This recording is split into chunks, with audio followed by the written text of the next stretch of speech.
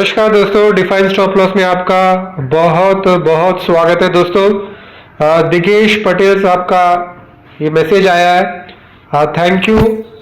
आज के बाद से क्या लगता है सर? नमस्कार दिगेश साहब।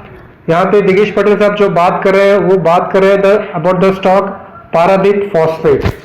तो चलिए दोस्तों, अभी हम डायरेक्ट चार्ट पे चलते हैं और वहां पे देखने की कोशिश करते हैं कि हमें चार्ट पे क्या लगता है। तो दोस्तों, अभी हम आ चुके हैं पारादीप फॉस्फेट के डेली चार्ट पर। तो अभी आप यहाँ पे देख पा रहे हो कि स्टॉक में हमें ये जो तारीख थी डेट वाज ऑन द 29 जुलाई 2026 को पारादीप फॉस्फेट का रिजल्ट आया था और उस दिन हमें स्टॉक में 12.48% की एक शानदार रैली देखने को मिली। ठीक है ना दोस्तों? और यहाँ पे आप देखो इस स्टॉक क्या होता है, बेसिकली एक गैप अप के साथ ओपन होता है और गैप अप के बाद ओपन होने के बाद स्टॉक कंटिन्यूसली पूरे दिन भर ऊपर की तरफ ही चढ़ता है। तो यहाँ पे आप देख पा रहे हो एक दिन में स्टॉक 13% के आसपास चढ़ जाता है। उसके बाद बेसिकली स्टॉक क्या, क्योंकि एक दिन में इतना चढ़ गया था तो उसके बाद स्टॉक थोड़ा सा रिलैक्स करता है, क्योंकि थोड़ा सा कूल ऑफ करने की कोशिश करता है। और उसके बाद आप ये जो तीन कैंडल देख रहे हो, दिस 3 कैंडल्स, उसके बाद बियर्स का जो अटैक इस पे शुरू होता है। 3 दिन बेस कंटिन्यूस के नीचे की तरफ लेके आते हैं और जब आज जो चौथा दिन है तो आप यहाँ पे देख पा रहे हो जो स्टॉक है, the bears also have exhausted their strength. तो ऐसा लग रहा है कि जो बियर्स की जो ताकत थी उन्होंने अपनी पूरी ताकत छोड़ दी है और अभी वो कमजोर पड़ चुके हैं। तो यदि आप पूछोगे तो भैया इसमें क्या लगता है, जो हमारे मतलब दिगेश पटेल साहब का जो सवाल था कि क्या लगता है, तो basically undoubtedly the bulls are in control. Bulls अभी भी कंट्रोल में। इसका कारण ये जो गैप है, ये जो गैप को मतलब बीएस लोग फिल करने में असमर्थ रहे हैं। द बीएस वे are not able to fill the gap, है ना। तो इसका मतलब ये है कि the bulls are in control. अभी भी जो है बुल्स कंट्रोल पर है और as long as this gap remains unfilled, जब तक ये गैप अनफिल्ड रहता है तो हम अनडाउटफुली ये कह सकते हैं कि बुल्स आर इन कंट्रोल। इसमें कोई संदेह की बात है नहीं। अभी भी जो है बुल्स ही कंट्रोल पर है, बिकॉज बुल्स हैव मतलब beautifully they have defended this area. Bulls ने मतलब ये जो गैप है इसको बहुत ही खूबसूरत तरीके से डिफेंड किया हुआ है। और आज आप देख पा रहे जो ग्रीन कैंडल है, आज कहीं ना कहीं बुल्स ने मतलब चार्ज टेक करने की मतलब एक कोशिश जरूर की है। भले ये बहुत ही छोटा मूव रहा हो, बट यहाँ पे ये दिखाता है कि जो है बियर्स के जो ताकत थी, जो स्ट्रेंथ है, वो कमजोर हो चुका है और अभी बुल्स मतलब इसमें चार्ज लेने की कोशिश कर रहे हैं। और आने वाला जो 3 ट्रेडिंग सेशन बताएगा कि आगे क्या होता है। तो यहाँ पे आप क्लियरली देख पा रहे हो कि जो बुल्स और बियर्स के बीच जो लड़ाई है, ठीक है ना, वो आप यहाँ पे क्लियरली देख पा रहे हो। बुल्स ने मतलब यहाँ पे रिजल्ट के बाद एक शानदार रैली दिया, क्योंकि वो कम समय में काफी तेज दौड़ चुके थे तो उन्हें कहीं ना कहीं मतलब थोड़ा सा विश्राम की जरूरत थी। तो उसके बाद जो बुल्स ने अटैक किया, बुल्स धीरे धीरे अटैक किया, but they were not able to fill the gap अभी भी खुला हुआ है। बियर्स उस गैप को फिल नहीं कर पाए हैं और आज हम देख पा रहे हो कि the bulls have entered in a small way. ठीक है ना दोस्तों? As far as super trend is concern, अभी हम देखते हैं कि इसका सुपर ट्रेंड पॉजिटिव है या नेगेटिव है। सुपर ट्रेंड के बेस से अभी स्टॉक काफी ऊपर ट्रेड कर रहा है। ठीक है ना, ये 1326.25 के नीचे जब स्टॉक प्राइस क्लोजिंग देगा तब जाके आपका सुपर ट्रेंड नेगेटिव है। तो कह सकते हैं कि इसका सुपर ट्रेंड काफी नीचे है। अपने सुपर ट्रेंड के बेस से स्टॉक काफी ऊपर ट्रेड कर रहा है and we will also see whether the stock is below 20 day SMA और is it about 20 day SMA। तो 20 डे SMA बेसिकली होता है क्या दोस्तों? 20 डे SMA होता है एक ultra short term moving average होता है। ठीक है ना, वो हमें ultra short term moving average होता है जो कि हमें ये बताता है कि अल्ट्रा शॉर्ट टर्म में स्टॉक का बिहेवियर क्या है। यदि 20 डे SMA के ऊपर स्टॉक होता है तो हम कह सकते हैं कि इसका ultra short term behaviour strong है, और यदि 20 डे SMA के नीचे होता है तो हम कह सकते हैं कि अल्ट्रा शॉर्ट टर्म में स्टॉक कमजोर है। तो इसका जो ultra short term 20 day SMA जो निकल के आ रहा है 142.54 है, जो कि स्टॉक उसको रेस्पेक्ट करने में, उसको डिफेंड करने में इस मतलब समर्थ कर पाया है। ठीक है ना, गैप को बेसिकली आप देख पा रहे हो, बुल्स ने जो गैप था उस गैप को बहुत ही खूबसूरत तरीके से डिफेंड किया, है ना। उस गैप के अलावा भी जो 20 डे SMA के ऊपर स्टॉक ट्रेड करा, तो मतलब बुल्स ने अपने 20 डे SMA को भी डिफेंड किया। तो अब ये यहां से हो सकता है कि अपने 20 डे SMA से ये स्टॉक ऊपर की तरफ जाने की कोशिश कर सकता है। ठीक है ना दोस्तों।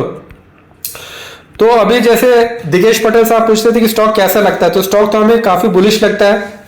और बुलिश लगने का जो कारण है दोस्तों, एक दो कारण हमने बता दिया कि 20 SMA के ऊपर स्टॉक ट्रेड कर रहा है और जो गैप था, ठीक है ना दोस्तों, ये जो गैप है इसको ब्रेक अवे गैप कहते हैं। ब्रेक अवे गैप को डिफेंड करने में bulls they were able to, वो समर्थ रहे।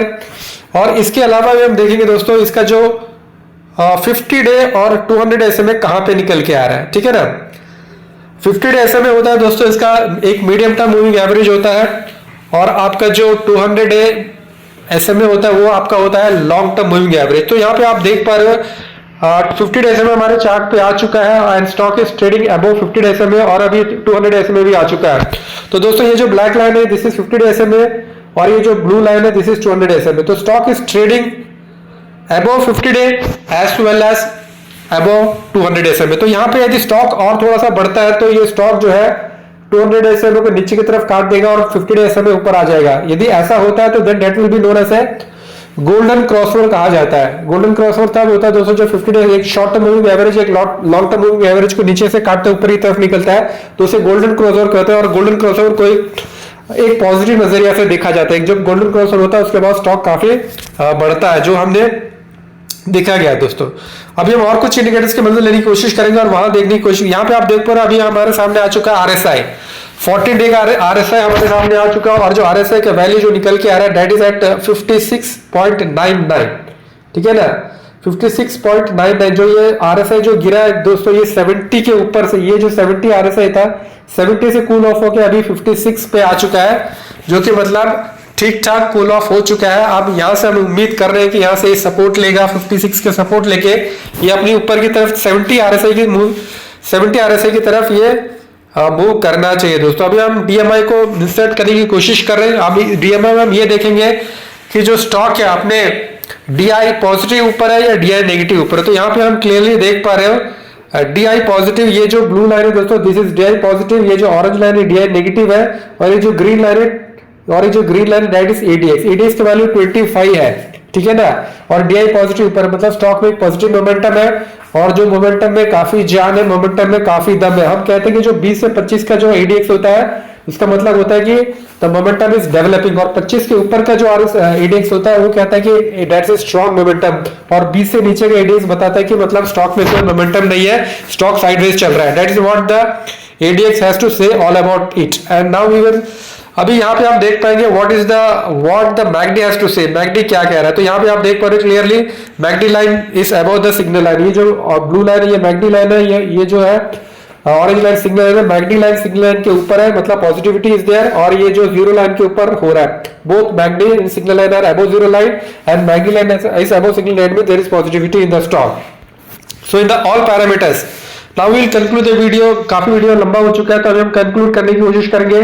सबसे पहले तो हम दिगेश पटेल साहब का धन्यवाद देंगे, और यहाँ पे हम देखने की जैसे पटेल साहब का क्वेश्चन था कि स्टॉक में क्या लग रहा है, स्टॉक में हमें पॉजिटिव लग रहा है, स्टॉक इज लुकिंग पॉजिटिव, क्योंकि स्टॉक ने अभी यहाँ पे अपने एक बेस बनाने की कोशिश कर रहा है ना। And the bears have exhausted their energy, bulls अपने बियर्स जो है उन्होंने जो अपनी एनर्जी और पूरी ताकत लगा दी है, अब वो कमजोर पड़ गए। अब यहाँ से स्टॉक सपोर्ट लगे तो ऊपर की तरफ जाना चाहिए, और ये जो गैप है ये गैप फिल हो जाना चाहिए। और मान लो यदि बियर्स इसके अंदर आने की कोशिश भी करते हैं, ये जो जोन है, जो बुल्स का जोन है, ये जो गैप है, ठीक है ना दोस्तों, यदि इस गैप के अंदर यदि आने की कोशिश करें तो फिर हमें देखना पड़ेगा कि जो कैंडल्स किस तरीके के बन रहे हैं, छोटे कैंडल्स बन रहे हैं या बड़े कैंडल्स बन रहे हैं। यदि बड़े कैंडल्स के साथ यदि बीएस इसके अंदर एंटर करते तो इसका मतलब ये है कि मतलब दे आर वेरी एग्रेसिव, वो एग्रेसिवली एंटर कर रहे हैं। यदि वो छोटे छोटे कैंडल बनाते हुए अंदर आते हैं इस जोन के अंदर तो मतलब वो थोड़ा संभल के फूक के कदम रख रहे हैं। तो यदि बीएस इसके अंदर बड़े बड़े कैंडल्स नीचे आता है और ये इसको पूरी तरह से फिल कर देते हैं और फिर इसके नीचे एग्रेसिवली डिसिसिवली इसके नीचे क्लोजिंग देता है, तो दोस्तों फिर हम कहेंगे कि मतलब जो बुल्स उन्होंने अपनी पूरी ताकत खो दी है, बुल्स हार चुके हैं, जो बीएस ने मतलब टेक ओवर कर लिया है और जो स्टॉक है बीएस के कब्जे में आ चुका है। ठीक है ना दोस्तों, as of now stock is bull, as of now the stock is bullish. Main reason की ये गैप भरा नहीं है दोस्तों, ठीक है ना।